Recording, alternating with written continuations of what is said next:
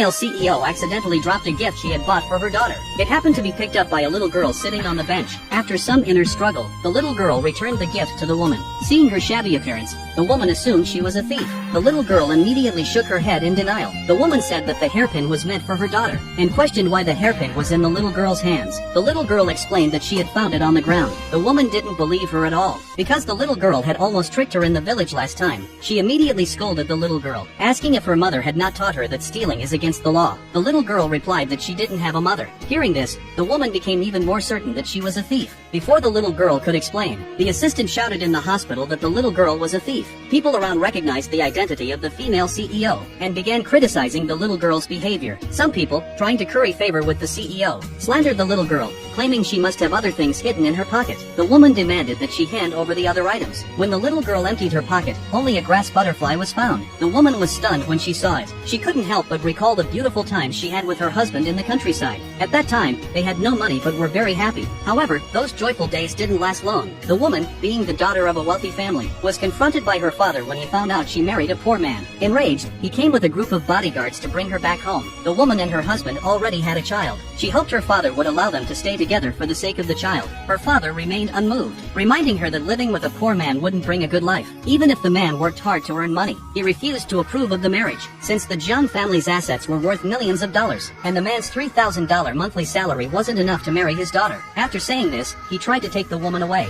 In this way, her father forcibly separated them, and the bodyguards even broke the man's legs. Later, the steward asked the father how to handle the two children she had. The father took the grandson and left, leaving the granddaughter and the man to fend for themselves. 6 years passed in the blink of an eye, and the woman constantly missed her husband and daughter. Soon, the assistant also found out where they were, but when they went there, the place was already empty. This was because, a few hours earlier, the little girl had fallen ill and fainted, and the man took their daughter to the hospital, but the two of them missed each other by accident. Then, the woman received a call that her father was hospitalized. She hurried to the hospital, and accidentally dropped the hairpin she had bought for her daughter. The little girl happened to pick up the hairpin dropped by the CEO. The CEO mistook the little girl for a thief. Although the little girl denied it, the people around stood with the CEO, saying the little girl had stolen more than just that one item, and speculated that she must have other things on her. The CEO took a grass butterfly from the girl's pocket, and immediately recalled her past with her husband. She then asked the little girl where the grass butterfly came from. The woman beside her guessed that the grass butterfly had something to do with the CEO, and deliberately said it belonged to her son,